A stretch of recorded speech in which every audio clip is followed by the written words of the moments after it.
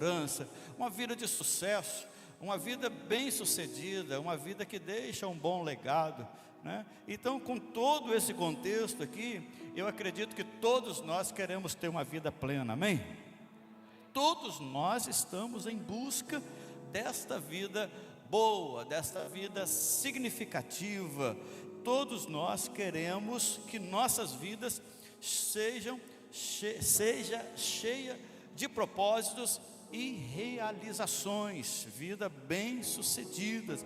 Todos nós queremos que nossas vidas importem, não é verdade? Você quer? Sim ou não?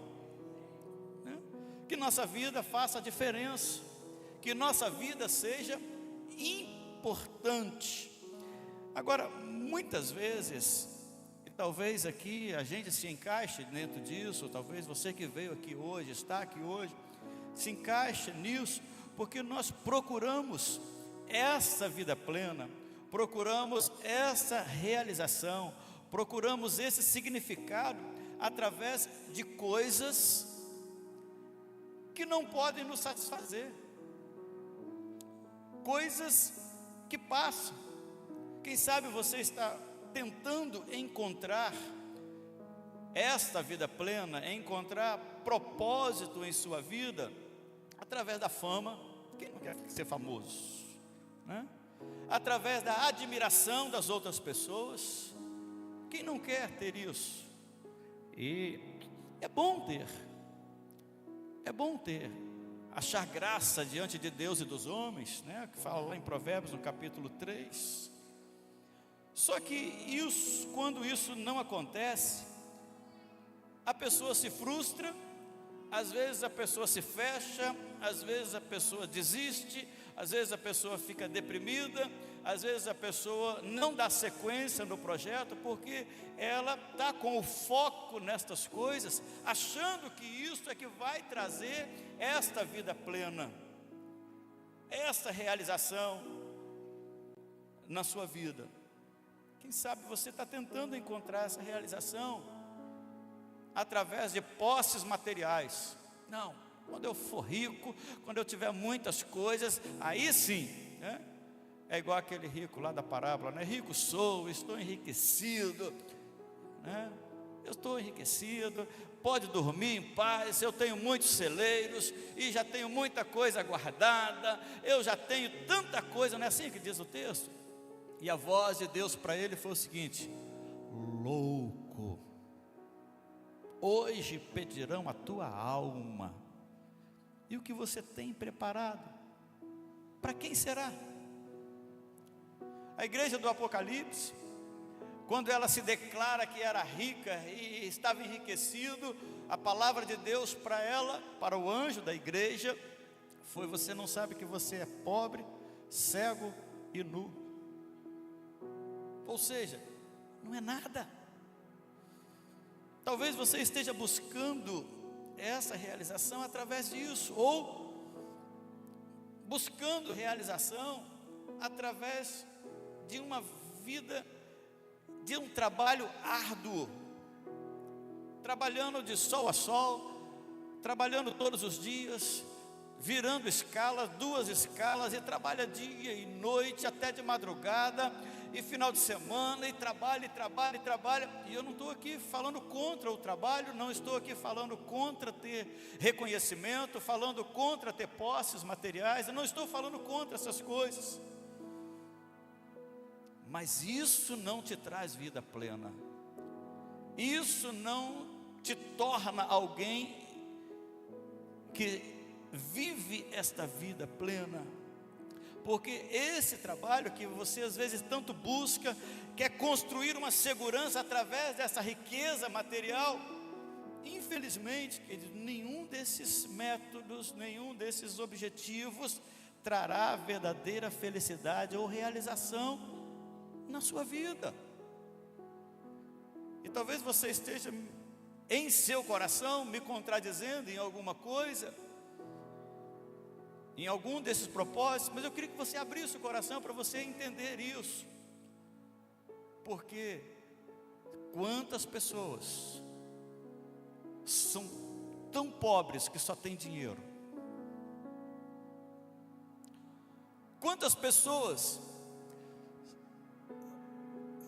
estão vivendo numa solidão, cercado de milhões de pessoas e de fãs, com milhares e milhares de seguidores nas redes sociais, mas vivendo numa solidão terrível, porque essa fama, esse reconhecimento pessoal, esse dinheiro, esse recurso, esses bens materiais, não conseguem traduzir a vida plena que nós buscamos, que nós queremos. O homem foi criado por Deus e há um espaço no coração dele que nada pode preencher. Pastor, o senhor está falando isso porque o senhor não tem dinheiro, mas se o senhor fosse milionário, talvez. Irmão, se Deus te deu a oportunidade de conhecer alguns milionários aqui, você vai ver que isso é bom. Oh, meu irmão, eu espero aqui que todos vocês se tornem não milionários, mas bilionários. Pouca gente recebeu essa palavra, né? Mas também na introdução que eu dei aqui, né? Mas isso, irmão, não é a vida plena. Pastor, como que o senhor sabe disso? O senhor conhece alguém assim? Eu vou te apresentar uma pessoa aqui, bíblica, que talvez foi o mais sábio, o mais rico, o mais famoso de toda a história da humanidade. Abra para mim, por favor, coloca o texto, eu quero ler com vocês, Eclesiastes no capítulo 2. Muito prazer, Salomão, rei Salomão, o homem mais sábio do mundo, o cara que tinha tudo. Deixa eu te apresentar o que ele disse. Olha o que Salomão está dizendo para nós, queridos. Isso é só a introdução, porque não adianta eu dizer para você o que não é, se eu não te apresentar o que é. Tá certo? Então eu quero te apresentar o que é vida plena. Salomão disse assim: eu disse a mim mesmo, venha, experimente o prazer, descubra as coisas boas da vida, descubra as coisas boas na vida. Mas isso se revelou inútil. Ele podia dizer: olha, vem cá, vamos fazer, experimente o que você quiser. Viu? Verso 2, eu disse, o riso é loucura. E para que serve o prazer? Com a mente investiguei como estimular o meu corpo com o vinho. E aí ele faz uma ressalva dizendo assim: mantendo a minha mente, porém, orientada pela sabedoria. Ele não entrou num transe e nem se embebedou, mas ele disse que ele estimulou, tentando achar alegria no vinho. E como acolher a insensatez? Eu queria saber o que vale a pena debaixo do céu, nos poucos dias da vida humana. O que vale a pena? O que é bom? O que traz prazer? O que traz alegria? O que pode ser realização? O que pode ser bom para mim como homem, como ser humano, nesses poucos dias de vida? Talvez você viva 90, 100, ou 40, ou 50, ou 60, não sei quantos dias de vida você vai ter. E no verso 4 ele continua: eu realizei grandes projetos. Construí casas, plantei vinhas para mim, fiz jardins e pomares, e nele plantei todo tipo de árvore frutífera. Você quer laranja? Tem. Você quer morango? Tem. Você quer pera? Tem. Você quer amora? Tem. Você quer tâmara? Tem. Você quer que tipo de fruta? Ele tinha todos os tipos de frutas. O que ele diz aqui. Verso 16, ele diz assim: construí também reservatórios para irrigar os meus bosques verdejantes. Imagina a visão, a vista desse camarada, a casa dele, Salomão. Verso 7, comprei escravos e escravas. Na época podia, hoje não pode não, tá, irmão? São os empregados. Você pode ter muitos empregados para fazer de tudo. e tive escravos que nasceram na minha casa. Além disso, tive também mais bois e ovelhas do que todos os que me precederam antes em Jerusalém. Todos os reis, todos os líderes, todos os homens ricos de Jerusalém, ninguém teve tantos bois e ovelhas quanto o bilionário que eu estou te apresentando aqui hoje.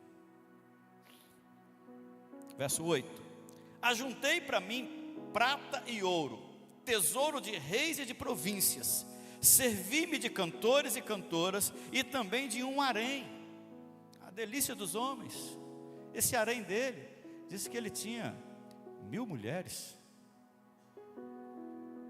700 concubinas, a delícia dos homens. Fica na sua aí, que você só pode ter uma, não pode ter mais de uma, já é bênção. Viu? Esse é o cara. Olha o que ele declara aqui, irmão, verso 9: assim excedi a grandeza de todos os que me precederam em Jerusalém. Ou seja, eu fui maior do que todos eles, eu tive mais do que todos eles, eu realizei mais do que todos eles, eu tive mais notoriedade do que todos eles. Salomão, conservando comigo a minha sabedoria, e ainda esnoba a gente ainda, diz assim, e eu ainda sou muito sábio. Verso 10, eu acho interessante, incrível essa frase dele aqui, porque ele diz assim: eu não neguei aos meus olhos nada que desejaram. Tudo que Salomão desejou, ele teve. Eu quero isso, eu faço, eu compro, eu realizo. Eu quero mais aquilo, estou pensando naquilo, eu vi aquilo. Imagina hoje na internet, irmão, a gente vê as coisas assim, e eu falo, não, eu quero isso, quero aquilo outro, quero aquilo outro. Parecia uma Shopee, né? Eu quero isso, quero aquilo outro lá, eu quero essa Ferrari, eu quero esse Porsche, eu quero esse avião, eu quero esse helicóptero, eu quero essa mansão, eu quero aquela ilha, eu quero aquilo ali, eu quero e vou me dar, eu tenho, eu posso fazer isso. Existe alguém mais rico, mais poderoso do que esse cara, irmão? Desculpa a expressão cara, né? É para você entender a minha linguagem, que eu estou disfarçado de jovem hoje, ó. Estou de calça jeans e de tênis, aí eu estou com a linguagem de jovem. Ai, ai, vocês têm pastor velho? Está aí nessas coisas, né? Nada do que os meus olhos desejaram, não me recusei a dar prazer algum ao meu coração. Tudo que o meu coração quis, eu dei. Imagina esse cara, Fão. De fato, o meu coração se alegrou em todo o meu trabalho, e essa foi a recompensa de todo o meu esforço. Não tinha nada ilegal aqui, viu? Não tinha nada com jeitinho. Trabalho, esforço, sabedoria, conquista e a mão de Deus, porque ele teve aquele encontro com Deus lá e Deus falou isso para ele. Eu queria que vocês frisassem bem esse versículo 10.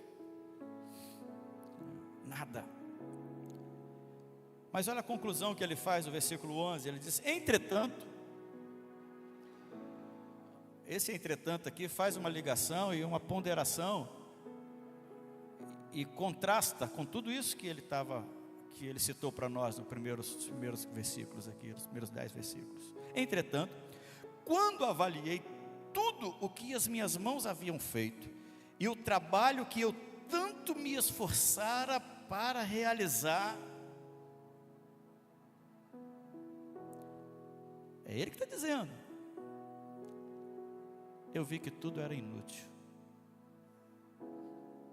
Era como correr atrás do vento.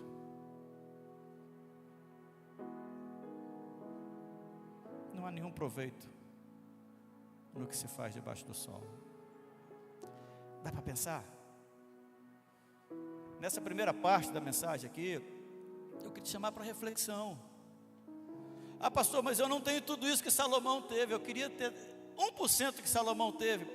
Eu queria que você pensasse em 100%, em 100% do que você está fazendo, em 100% do que você está buscando, em 100% do que você está tentando conquistar, e o preço que você está pagando para isso.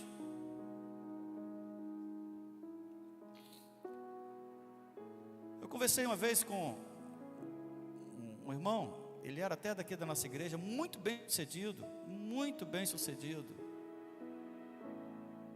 uma pessoa muito bacana, bem sucedido. E ele disse para mim o seguinte: pastor, eu perdi toda a infância do meu filho. Eu preciso agora reconquistar meu filho, porque eu trabalhei e perdi toda a infância do meu filho. E aí? Às vezes a pessoa, Molhomar, está com a garagem cheia de carrões importados, mas deitado numa cama, andando de cadeira de roda dentro do quarto. De que vale isso? Teu casamento, teus amigos, sua família, o brincar, o sorrir, o deitar, dormir um sono profundo e acordar de manhã, não tem preço. Eu queria que você pensasse primeiro nessas situações. Pastor, mas o senhor quer que eu pare de trabalhar? Não, irmão, você precisa sustentar a sua casa, a sua vida, a sua família, mas isso não é o mais importante. Isso não é o mais importante. Estou tentando ajudar uma família que está quase que destruída por tudo, e depois de tantos dias e dias de avaliação, chegaram à conclusão de que eu trabalhava demais e não tinha tempo para nada. Eu só tinha atividades, cumpria horários, fazia de tudo, mas eu só trabalhava.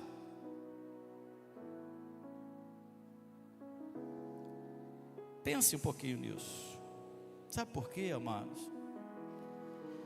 Chegará um tempo, e esse tempo chega para todo mundo, em que a fama, a fortuna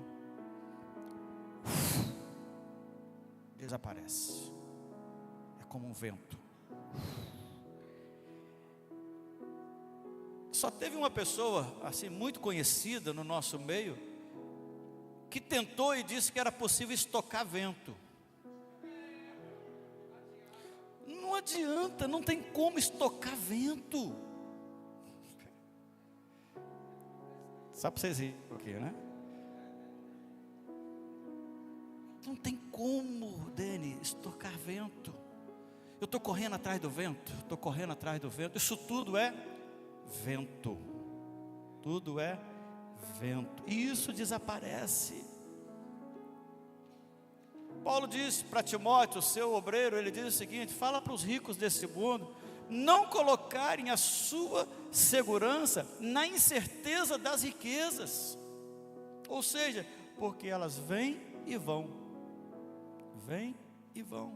As posses materiais perdem o encanto, mesmo que você as tenha, elas não te satisfazem. Você lembra quando você não tinha uma bicicleta e você queria ter uma bicicleta? Hoje você tem 2, 3 carros e não te satisfaz. Você quer um modelo maior, um modelo melhor, um mais caro, um mais isso, um mais aquilo. Porque é vento, isso passa, isso não te traz a verdadeira felicidade. Nós estamos falando sobre vida plena. Vida plena. A segurança perde-se. Aí vem, vou voltar para o texto que nós lemos no início. Jesus disse assim: eu vim para que vocês tenham vida e vida plena. Encontrar a vida plena, queridos, é um convite que Jesus nos faz. E Ele nos ensina que a verdadeira abundância não está nas posses materiais. A verdadeira abundância, a verdadeira plenitude está em um relacionamento íntimo com Deus e viver segundo os seus princípios. Eu, como pastor, eu não me canso de ensinar isso aqui, de pregar isso, porque é a base da gente, são os princípios, relacionamento. Esse texto de João, capítulo 10, Jesus traz para a gente, na primeira parte do versículo 10, Ele traz um alerta para nós, dizendo que é assim que o ladrão trabalha, é assim que o inimigo trabalha. O ladrão, ele tenta desviar a nossa atenção do que realmente importa. Ele trabalha para nos distrair com coisas terrenas que nós achamos que vão preencher o nosso vazio, que vão nos satisfazer. Ele quer que você perca o foco das coisas que realmente importam. Ele quer que você perca o foco do seu propósito de vida, daquilo para o qual você foi criado. Mas esse caminho, querido, só nos leva à morte e destruição. Jesus, Ele diz para nós aqui, que há uma maneira de encontrar vida verdadeiramente boa, há uma maneira de encontrar essa vida abundante, há uma maneira de encontrar essa vida plena. Como isso, pastor? É quando nós nos entregamos ao propósito de Deus na vida da gente. Relacionamento com Deus e servir aos outros, viver com gratidão. Em tudo dai graças, porque essa é a vontade de Deus para nós. Já disse Paulo aos Tessalonicenses. Nesse texto de João 10, Jesus aqui, Ele se compara, Ele diz que Ele é uma comparação que Ele faz a um bom pastor, que cuida e alimenta as ovelhas do seu pasto. Ele diz, eu sou a porta. Por isso que nós lemos o versículo 9 antes. Ele diz, eu sou a porta. Quem quiser ter tudo isso, tem que entrar por mim. Porque quem entra por mim, entrará, sairá e achará pastagens. Achará, ele está falando de ovelhas, achará alimento, achará satisfação, achará segurança. Jesus, Ele nos afirma que é através dele, entrar por Ele, porque aí Ele afirma, eu vim para isso. As outras coisas nos tiram do foco, mas eu vim para que vocês tenham realmente a vida boa, para que vocês tenham a vida plena. Essa vida plena, querida, só é possível tendo uma vida de intimidade com Jesus. Quando nós falamos de ter vida boa, a gente lembra que a vontade de Deus para nós, está lá em Jeremias capítulo 29, ele diz, eu sei os pensamentos que tenho acerca de vocês, pensamento de bem e não de mal. Em Romanos no capítulo 12, no versículo 2, Paulo declara que a vontade de Deus, ela é boa, perfeita e agradável. E Ele quer que a gente experimente isso. Eu estou fazendo uma leitura de trás para frente. A vontade de Deus é boa, perfeita e agradável, e Ele quer que nós experimentemos isso. Mas para que nós experimentemos isso, nós precisamos mudar a nossa mente, mudar o nosso foco, não nos distrair com as coisas que o inimigo coloca em nós, pensando que nós vamos conseguir essa vontade boa, perfeita e agradável nestas coisas. Algumas que eu citei aqui, as outras que o Espírito Santo colocou no teu coração aí também. E continuando a leitura do texto de trás para frente, porque dá no mesmo resultado, você de frente para trás ou de trás para frente. Continuando a leitura dele de trás para frente, nós entendemos que os nossos corpos devem ser apresentados a Deus como sacrifício vivo, santo e agradável a Ele, com o nosso culto racional, com a nossa mente, com o que a gente fala, com o que a gente sacrifica, com o que a gente entrega, com o que a gente faz para Ele.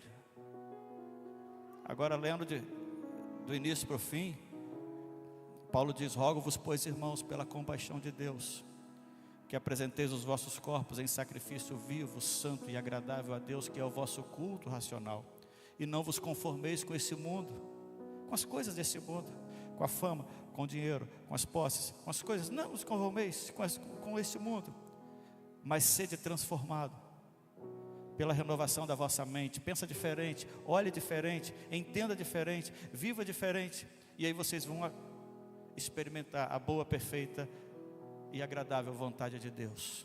Pegou? Pegou? De frente para trás, de trás para frente, o resultado é o mesmo. É a vida plena que só Ele pode dar.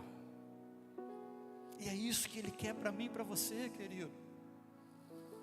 Nós não temos que ser crentes frustrados com aquelas, nada contra a campanha, porque a campanha é bom, é importante. Nós vamos fazer uma de jejum de 40 dias agora. Mensagem que Deus vai te dar isso, vai te dar aquilo, vai te dar aquilo outro, vai te dar tudo isso, mas isso não é o mais importante é você e Ele. Porque você se frustra, porque você não se relaciona, não tem intimidade, não vive a santidade, não vive para Ele, não cumpre os propósitos dEle, não recebe as coisas, e aí fica, é furado esse negócio, dessas campanhas que falaram e não dá nada certo. Sabe por quê? Porque você precisa ser ensinado nisso aqui. Isso aqui que você precisa viver, querido. É isso aqui. Essência. Por favor, transforme a sua visão, a sua mente, para entender que você sem Cristo não é nada, morre. Você pode ter tudo: fama, poder, dinheiro, posses, tudo. E aí é o vento. E no final só tem dois caminhos: morte eterna ou vida eterna. Entende? E é para lá que todos nós vamos. Ou no arrebatamento da igreja, que pode ser a qualquer momento, num abrir e fechar de olhos, as trombetas podem soar, os que morreram em Cristo ressuscitarem primeiro, e nós. Será que Jesus voltou hoje? Não, voltou não, nós estamos aqui, né? Tem muita gente, muitas cadeiras aqui. Voltou não. Pastor, como eu faço então para ter essa vida de intimidade com Deus? Eu vou te trazer alguns detalhes aqui para você. Porque não é algo assim do outro mundo. É preciso ser do seu mundo. Quando Paulo diz para nós, escrevendo ali aos Efésios, ele diz que nós estávamos mortos em nossos delitos e pecados, mas Deus, com seu grandíssimo amor, com que nos amou, Ele nos vivificou, Ele nos deu vida novamente, e nos fez assentar com Ele nos lugares celestiais. Eu queria que você entendesse que não é uma coisa do outro mundo. Essa coisa de intimidade com Deus que eu vou falar para você aqui, que eu estou falando, precisa ser o seu mundo. O outro mundo é como as pessoas que você conhece lá no secular falam. O outro mundo trai a esposa, o outro mundo rouba, o outro mundo mente, o outro mundo, esse mundo não é o seu mundo. Eu não estou falando coisa do outro mundo, eu estou falando coisa que deve ser o meu mundo, porque eu estou assentado nos lugares celestiais em Cristo Jesus. Meu mundo é Ele, minha vida tem que ser Ele, a sua palavra. Entende isso, querido? Entende isso? Ter intimidade com Jesus é enriquecedor. Ter intimidade com Jesus é transformador. Ter ter intimidade com Jesus nos leva a essa vida plena. Agora é preciso entender que a intimidade com Jesus, primeiro, é um relacionamento pessoal. Quando eu disse aqui no início do culto que tinha anjo do seu lado, não sei se você tentou dar um abraço nele e conversar com ele. Ei, seu anjo, quem que está aqui hoje? Coisa de doido. É o mundo espiritual. É o mundo espiritual. E a intimidade com Jesus, ela é construída como qualquer outro relacionamento significativo. Porque ela é baseada em quê? Em comunicação e em confiança. Eu nunca vou ter intimidade com Jesus se eu não ouvir a voz dele. Sabe onde que está a voz dele? Está aqui, ó. Ah, Deus não fala comigo. Você está lendo a Bíblia? Está estudando a Bíblia? Está meditando na Bíblia? Deus fala contigo, porque aqui é a palavra de Deus, ó. Essa é a palavra de Deus. Essa é a palavra de Deus. Essa é a palavra de Deus. Estou falando para você fazer igual alguns fazem aí. Eu vou hoje consultar o Senhor. Pesado foste na balança e foste achado em falta. Não, esse aqui não serve. Deixa eu pegar o outro aqui.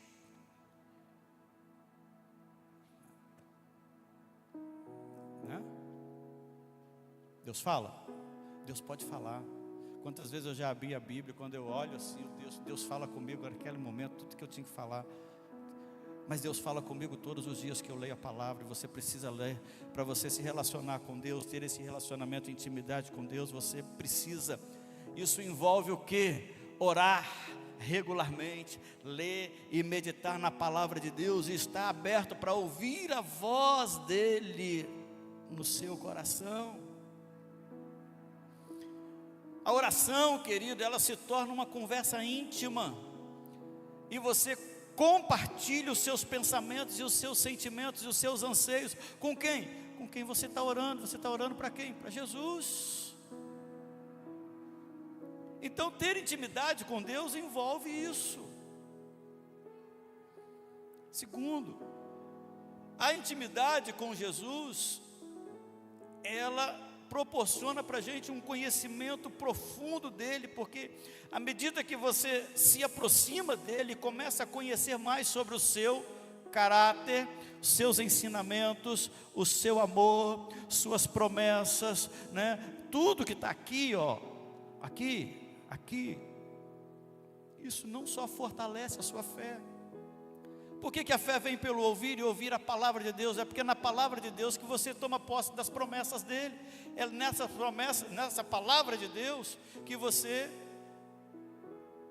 toma posse e se fortalece. E também ajuda você a entender melhor quem você é. Entende? Ajuda a conhecer melhor o seu propósito. Esses dias eu conversei com uma pessoa no gabinete, ele disse para mim: pastor, eu estou tão desanimado. Eu falei: você está lendo a Bíblia? Ei, pastor, eu não sei ler a Bíblia, eu não consigo ler a Bíblia, não. Eu não tenho tempo de ler. Você já leu algum livro? Não consigo ler, eu não tenho tempo de ler. Eu falei: você lê as mensagens que você recebe na internet direto? Lê comentário de todo mundo, comenta tudo de todo mundo, porque é ativo na internet. Ele passa o dia todo lendo, mas não consegue ler a Bíblia. Vai morrer. Quem vive sem comer? Às vezes a gente come até demais, né? Mas a palavra de Deus é o alimento para nós, queridos. E aí, como é que você consegue se fortalecer na fé? Conhecendo as promessas de Deus a seu respeito, conhecendo quem é o seu Deus, conhecendo quem é você, conhecendo a sua identidade. E eu estou falando do novo nascido, do nascido de novo. Hoje alguém conversou comigo falando sobre maldição hereditária. Eu falei: a maldição existe? Existe. Mas quando você nasce de novo, você não está mais debaixo da maldição. Uai, Como é que eu vou herdar alguma coisa de alguém que eu não sou mais?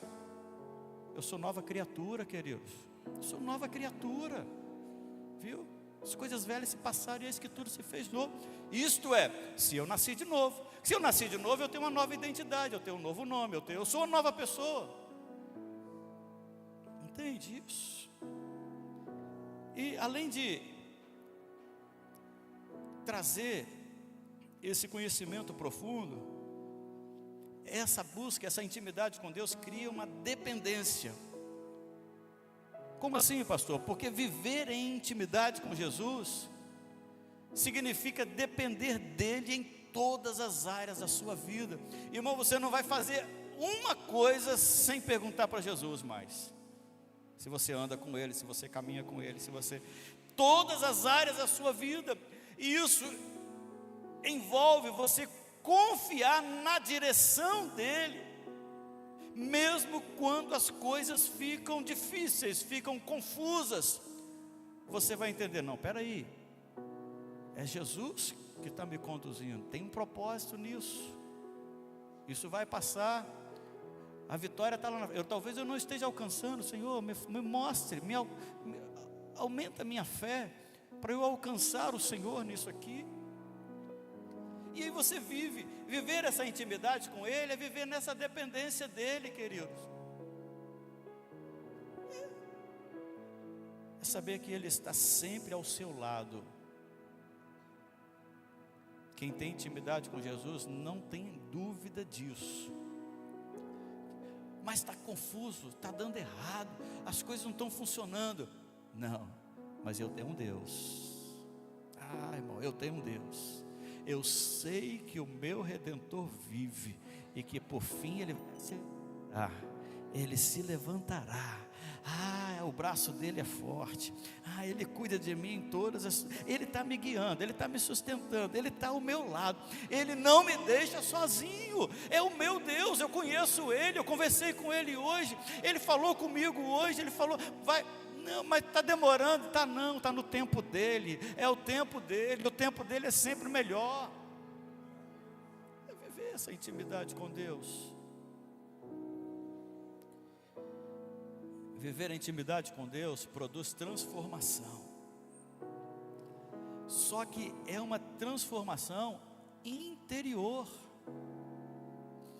Entende? A intimidade com Jesus, ela traz transformação interior, porque à medida que você se aproxima dele, ele começa a moldar e mudar o seu caráter. Você não vai falar mais do mesmo jeito que você falava. Perto de Jesus é ruim. Você não vai fazer mais o que você fazia. Perto de Jesus eu posso fazer isso? De jeito nenhum. Ele está aqui do meu lado. Ele acordou comigo, conversei com Ele hoje, Ele me dirigiu hoje, Ele está aqui, já falou comigo hoje, Ele está aqui do meu lado, eu não posso falar isso, não posso. Então, Ele começa a moldar isso, Ele ajuda a gente a superar os desafios. Ele desenvolve em nós, querido, o fruto do Espírito. Sabe?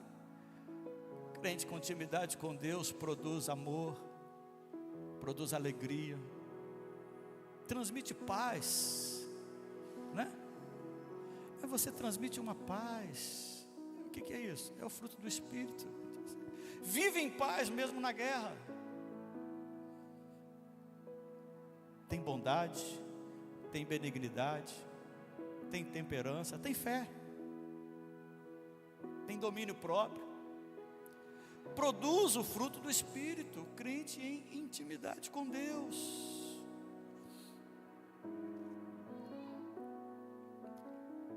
Em quinto lugar, para eu encerrar, porque tem muitas outras coisas, mas para a gente partindo para a parte final aqui, viver em intimidade com Jesus traz uma alegria profunda. É a alegria que Paulo fala aos Filipenses 4:4. é uma alegria que está nele e não nas coisas. Porque o texto de Filipenses 4,4 diz assim: alegrai-vos no Senhor. Não diz assim: alegrai-vos porque você comprou um carro novo, alegrai-vos porque você tem dinheiro, alegrai-vos porque você ficou famoso, alegrai-vos porque você fez isso, porque você conquistou aquilo. Não, porque isso passa. Mas alegrai-vos porque você tem um Deus e você consegue viver com Ele todo dia. Viver em intimidade com Deus tem que produzir em nós essa alegria profunda e essa paz que vai além das circunstâncias da vida. Que paz é essa? É a paz que excede todo o entendimento. É a paz. Ninguém está entendendo nada. Está uma guerra, um problema seríssimo, mas você está em paz. Eu cito sempre o Salmo 91, versículo 7, para exemplificar essa paz. 1000 cairão ao teu lado, versículo 7.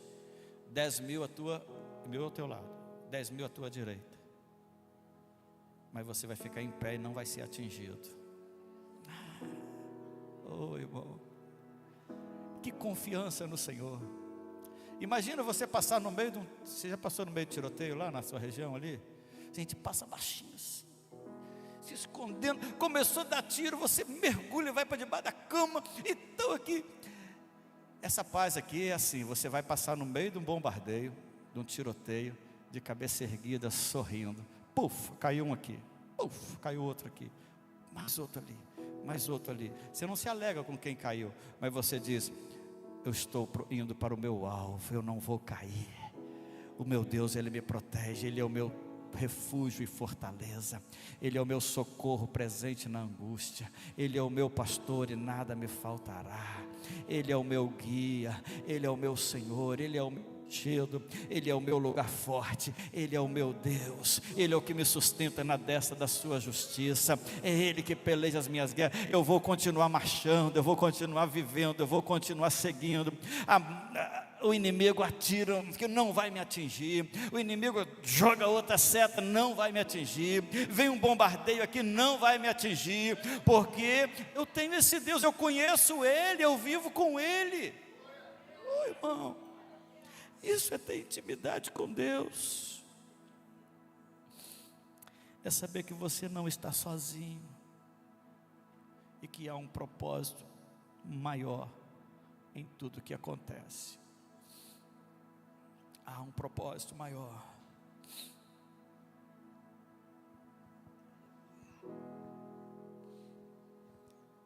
Aleluia. Aleluia.